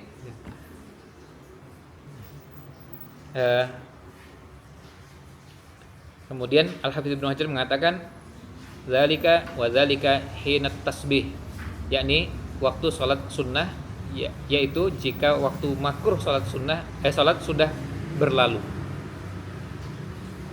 Dalam riwayat milik Imam Tabrani mengatakan yaitu ketika waktu sholat sunnah duha.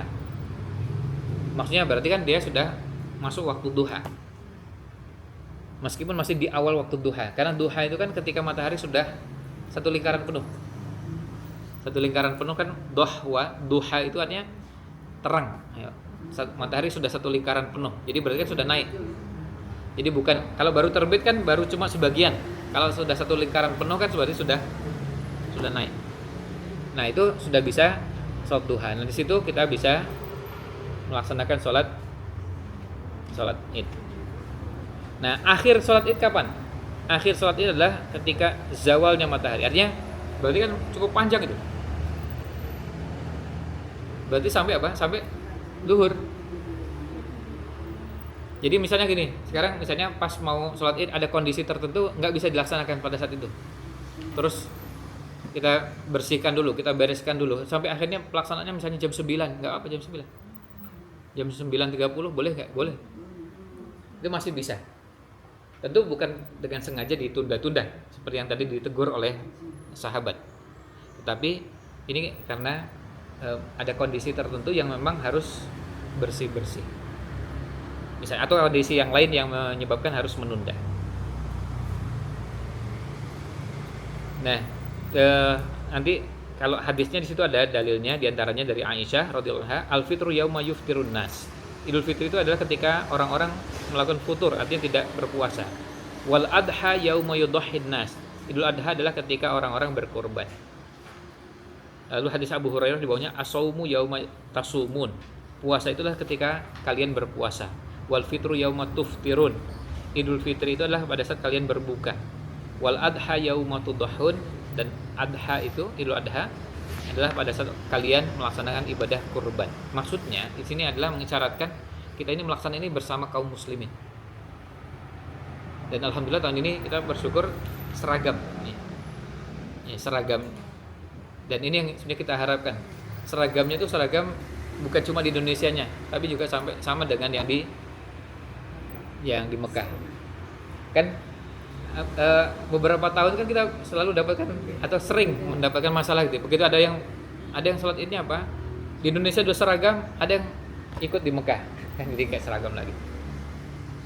Kan ada yang begitu kan? Ada yang sholat Idnya ngikuti yang ada di Mekah. Ya, ikut kaum muslim di sini. Di sini. Di sini di mana kita tinggal? Di negara masing-masing.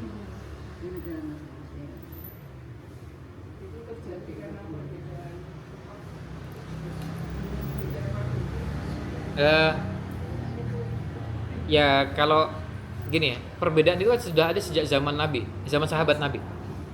Ketika zaman Khalifah Muawiyah, Ibnu Abbas itu diberitahu bahwa Muawiyah itu puasa 1 hari sebelum Anda.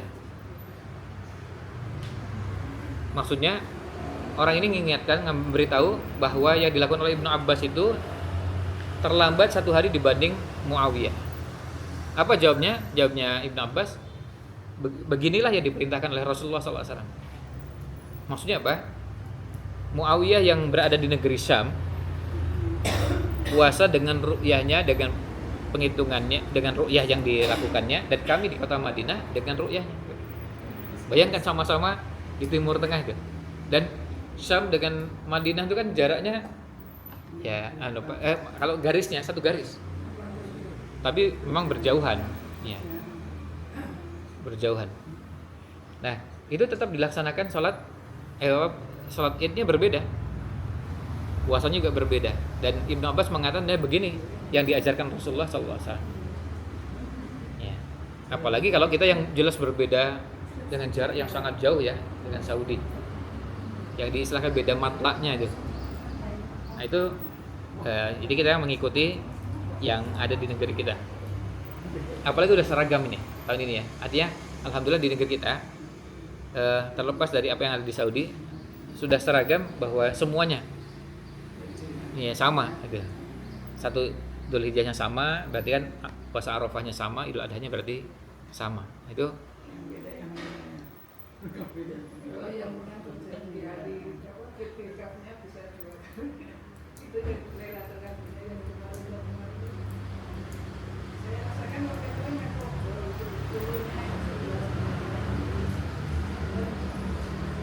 tentu masing-masing melaksanakan dengan yang dipilih ya, pendapat yang dipilihnya.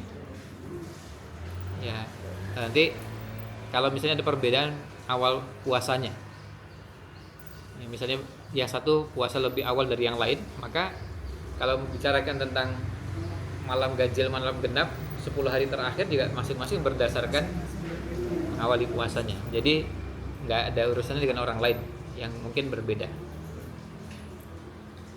Berikutnya, yang ketujuh, sifat sholat id. Sifat sholat id itu maksudnya cara sholat id.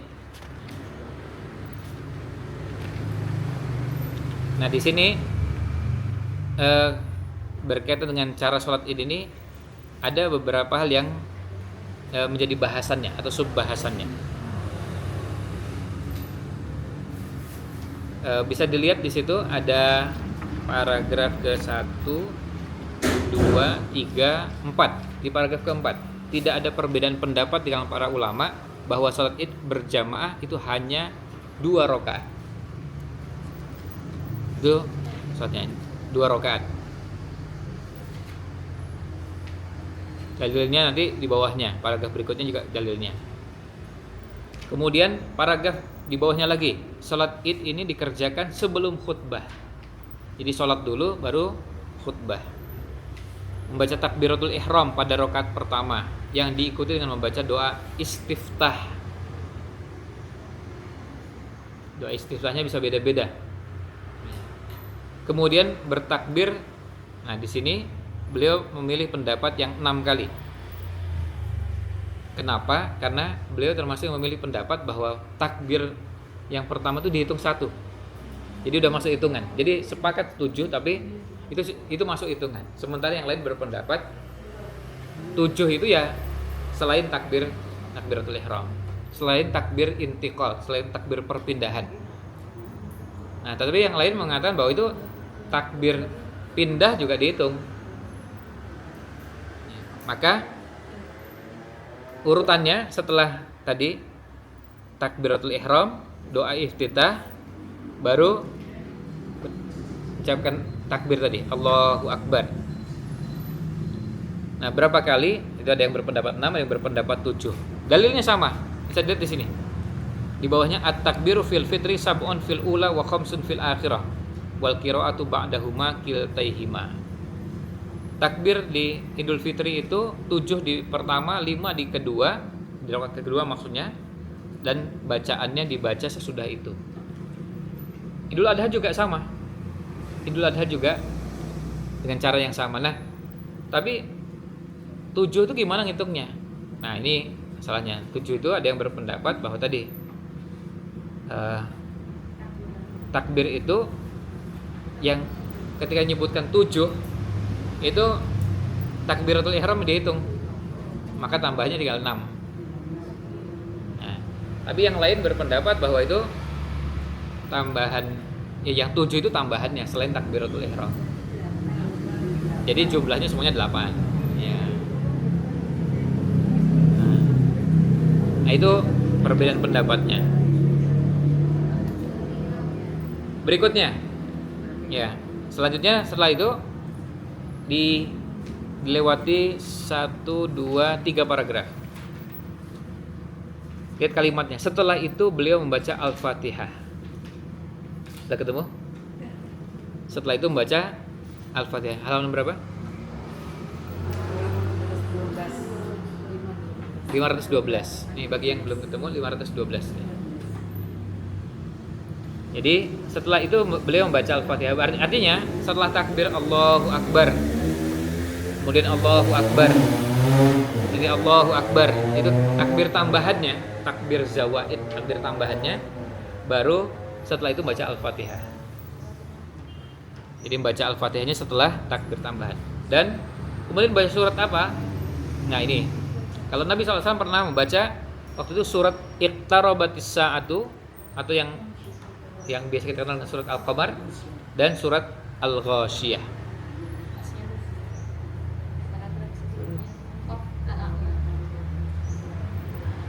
Ya.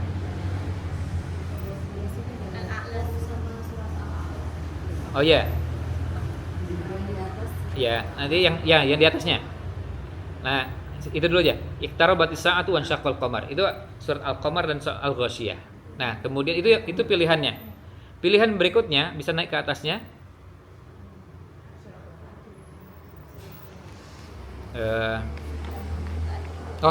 Di bawahnya. Maaf. Di bawahnya di situ ada bisa membaca Al-A'la dan Al-Ghasyiyah. Itu hadis An-Nu'man bin Bashir.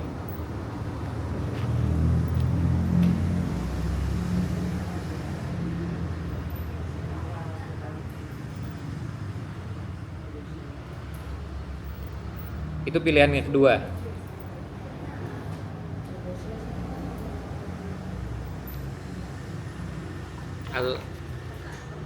Sama seperti Jadi kalau yang di sini tuh yang sama anak-anak itu yang atau anak-anak kita pertama, yang kedua baru Omar dan Al-Ghasyiyah. ya. Ini yang sebentar, ini ya, yang kedua yang Qaf ya. Qaf dengan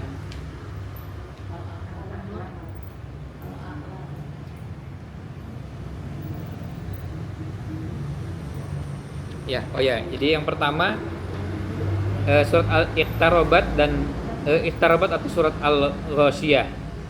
Disebutkan begitu ya. Kemudian ada yang dua Qaf wal Qur'anil Majid dan Iqtarabatis sa'atu wa syaqqal qamar. Oh beda ya? Oh gitu. Ini pertama, rokaat pertama ini. Oh gitu.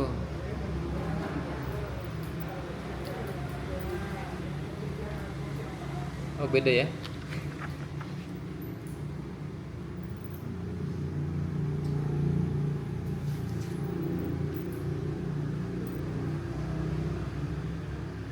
Ya ya. Ya ini kan ya. Terjemahannya nih. Ini ada Qaf dan ala-ala, kemudian nanti ada ya. Oh, ya.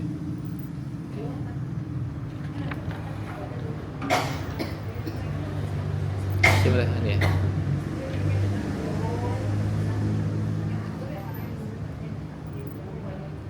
Kalau di ini perlu ya.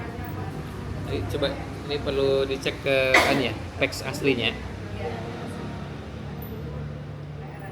Ya. Biar nanti.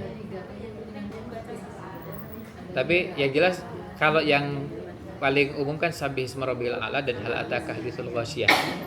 Sama dengan Jumatan. Yang kedua ada Al-Qamar dan yang ketiga ada Qaf. Ya. Ya. Kalau yang Iqtarabatis sa'atu wa syaqqal qamar itu di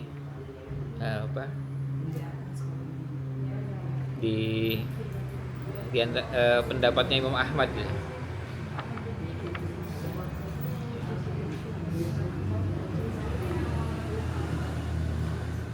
Jadi suratnya itu artinya surat yang pernah dibaca oleh Nabi Sallallahu Alaihi Wasallam. Nah, apakah suratnya boleh dengan surat yang lain atau boleh? Ya, boleh dengan surat yang lain. Tetapi yang paling bagus adalah kalau suratnya itu panjangnya juga agak mendekati dengan surat-surat tadi. Kalau memang membaca yang lain, ya. Jadi bukan bacaan yang terlalu singkat. Ya. Bacaan yang terlalu singkat. Jadi karena salah satu kepentingan hadir di sholat di datang ke lapangan adalah sholat idnya. Dan kalau sholatnya terlalu singkat, ya itu jadi tidak bisa jadi nggak terlalu bisa dinikmati. Dan juga kalau ada yang terlambat bisa jadi kehilangan kesempatan itu karena bacaannya yang pendek. Jadi di antara hikmahnya. Tapi dari contoh-contoh yang ada kan bacaannya bacaan-bacaan yang agak panjang ya. Nah kemudian paragraf berikutnya, coba lihat paragraf berikutnya. Beliau mengangkat kedua tangannya berbarengan dengan setiap takbir. Beliau mengangkat kedua tangannya berbarengan dengan setiap takbir. Jadi maksudnya pada saat Allahu Akbar, lalu Allahu Akbar lagi, itu mengangkat tangan dengan takbir. Jadi takbir dengan tangannya sama.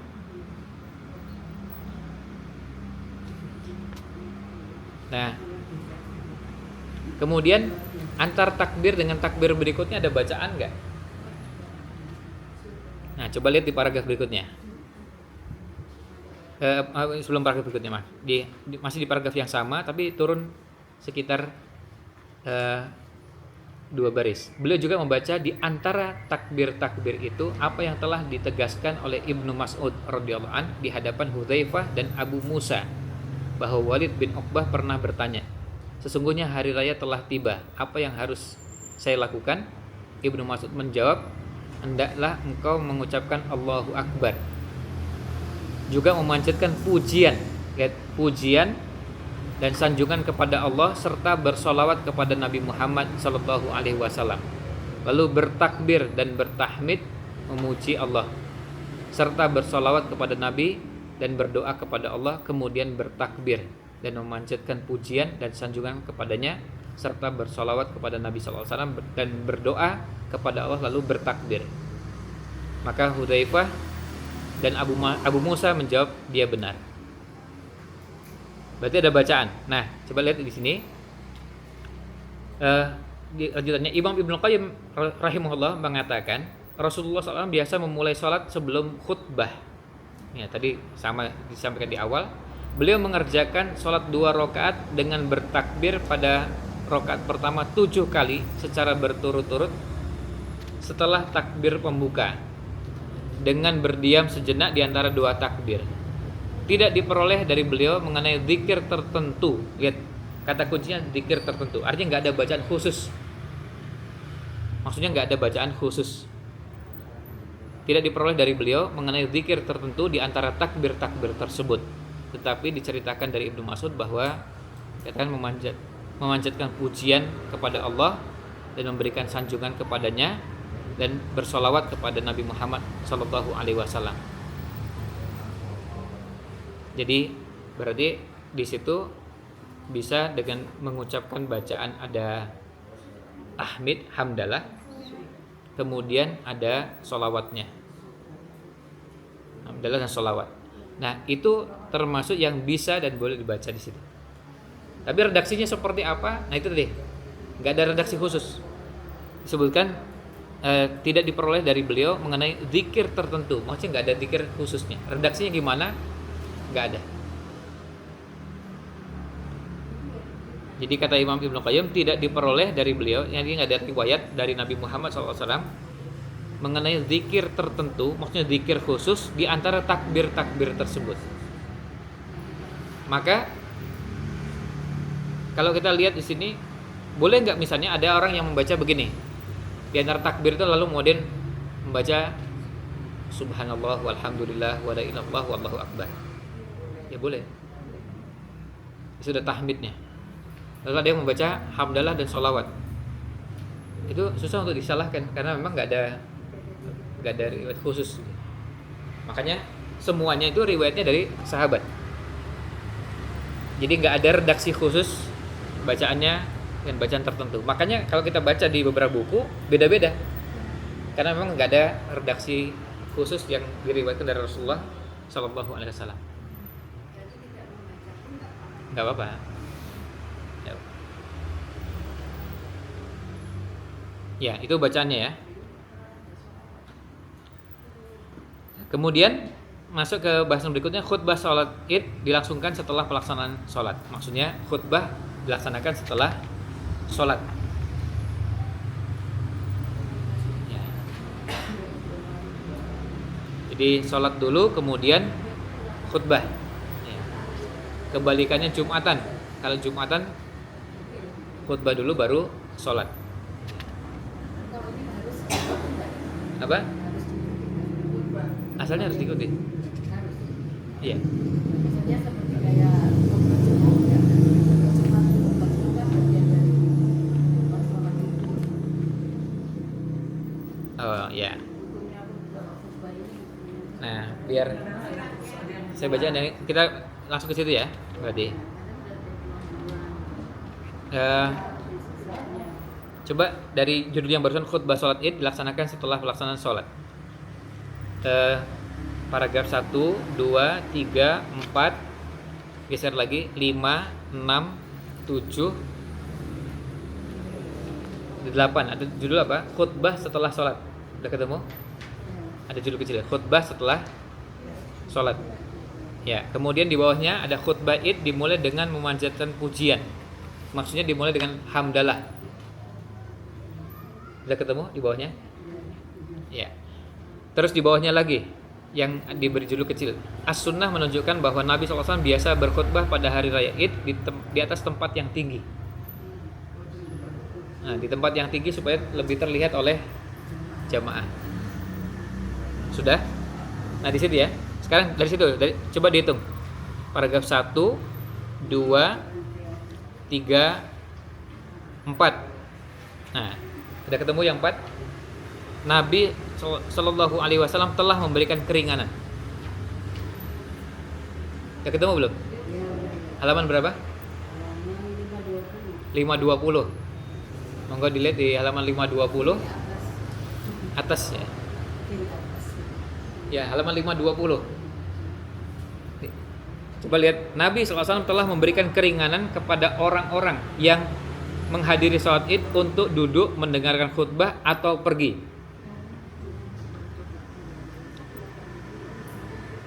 Yang demikian ini didasarkan pada hadis Abdullah bin As-Sa'ib radhiyallahu an, dia bercerita, saya pernah menghadiri sholat id bersama Rasulullah SAW. Setelah selesai sholat, beliau bersabda, inna nakhtubu, kami akan memberikan khutbah, faman ahabba ayyajlisa lil khutbati falyajlis.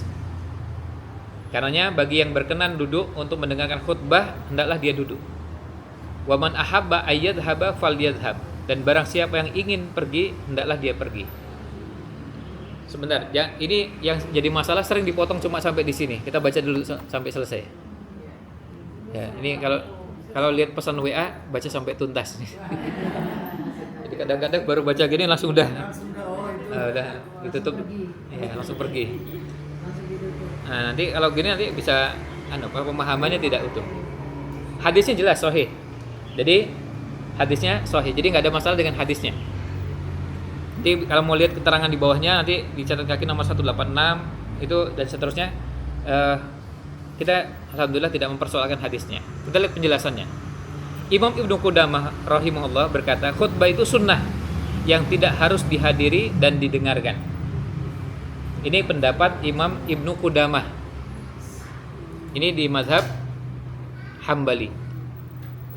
Ini beliau ini sunnah dan tidak harus dihadiri. Diakhirkannya khutbah id setelah sholat, wallahu alam, adalah karena khutbah tersebut tidak wajib sehingga waktunya diselenggarakan pada saat yang memungkinkan bagi orang yang ingin meninggalkannya.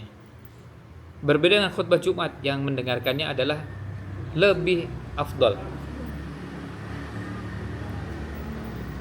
Lebih afdol maksudnya apa? Karena kalau gini kan bisa jadi ada yang datang ke masjid pas sudah khutbah kedua, pas bagian doa lagi. Ya sudah hampir nggak dapat apa-apanya gitu.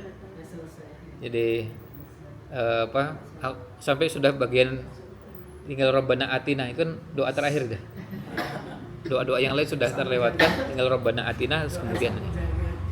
Nah itu lihat posisinya, itu dinyatakan sunnah.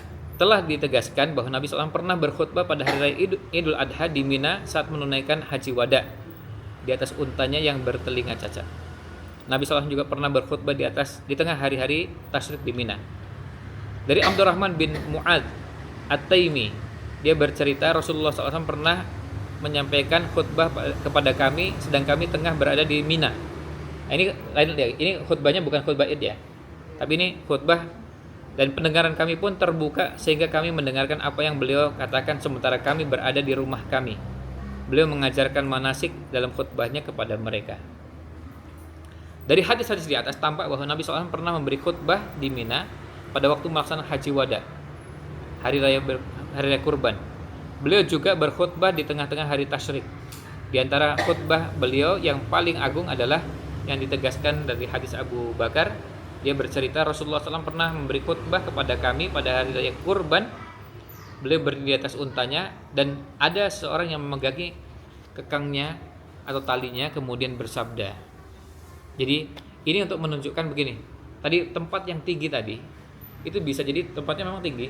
Jadi misalnya ada gundukan tanah, kemudian pakai tempat itu, atau tadi di atas unta.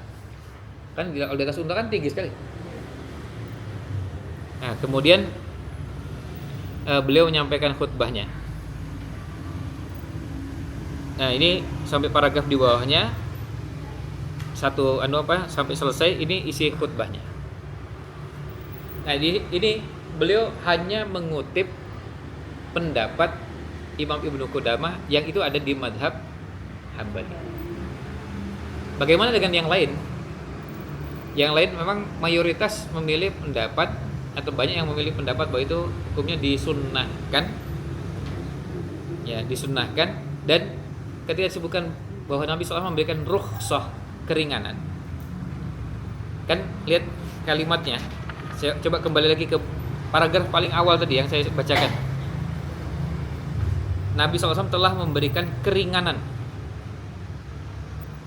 Udah ketemu ya kalimatnya? Yang halaman 520 ya? 4 berapa halamannya? 520. Coba lihat kalimatnya. Nabi SAW telah memberikan keringanan kepada orang-orang yang menghadiri sholat Id untuk duduk mendengar khutbah atau pergi. Jadi ini memberikan keringanan.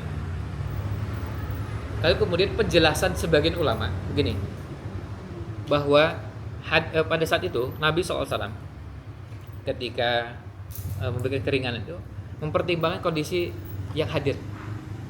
Sebagian yang hadir itu orang yang bukan penduduk Madinah.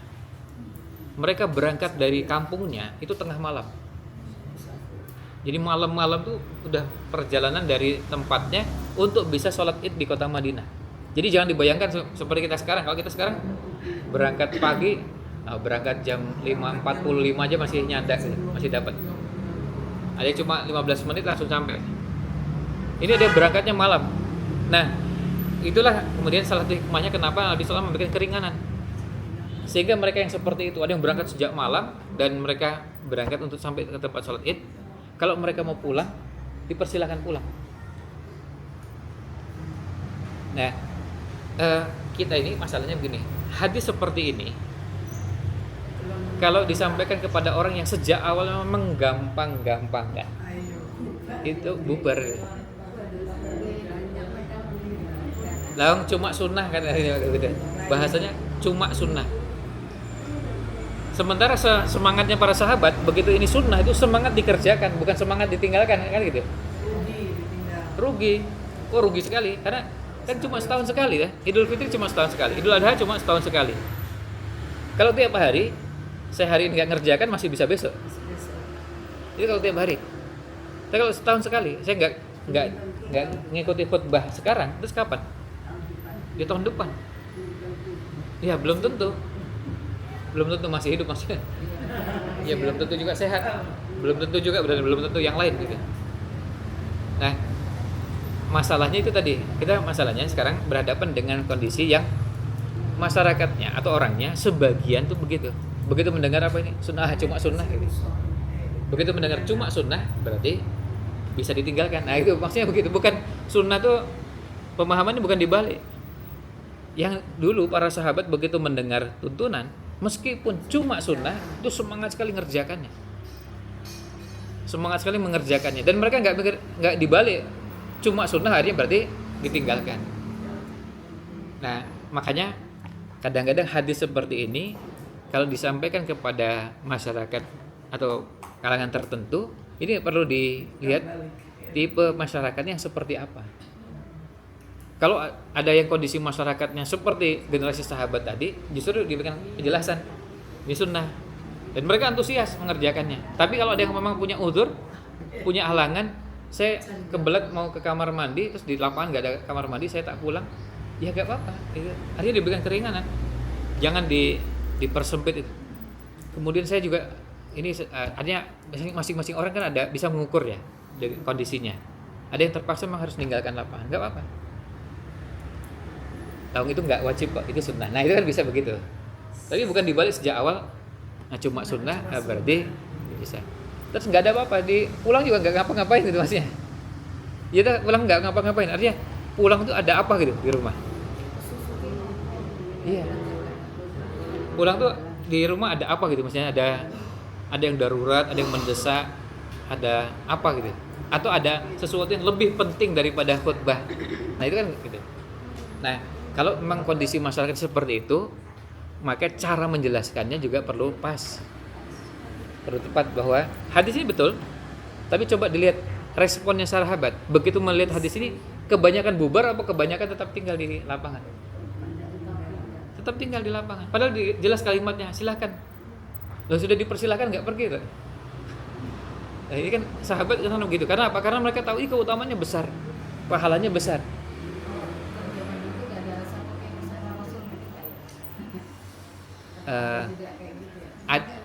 Pakai pada Rasul ada pada kondisi yang lain, bukan pada kasus itu, tapi pada kasus yang lain, ya bukan pada kasus ini. Misalnya pada kasus ketika ada orang yang sama Nabi SAW dikasih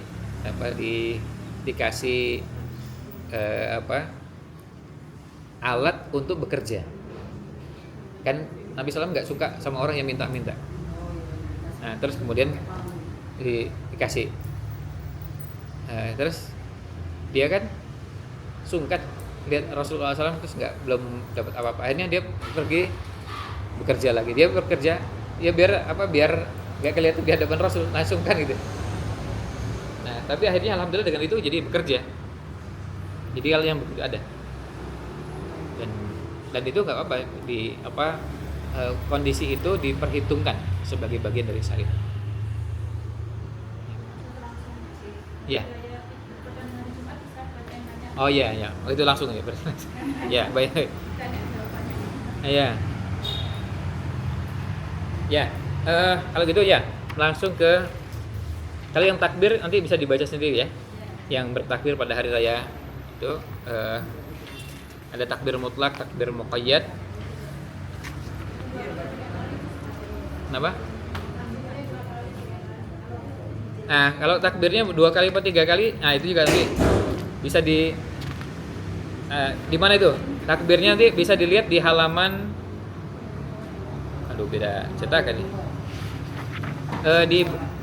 Di bahasa bertakbir pada hari raya, nomor 1 A, B, terus nomor 2 A, B, C. Nah itu.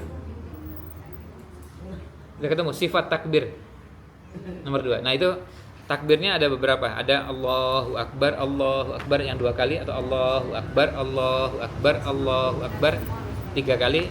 Ini riwayatnya ada. Semuanya ada riwayatnya.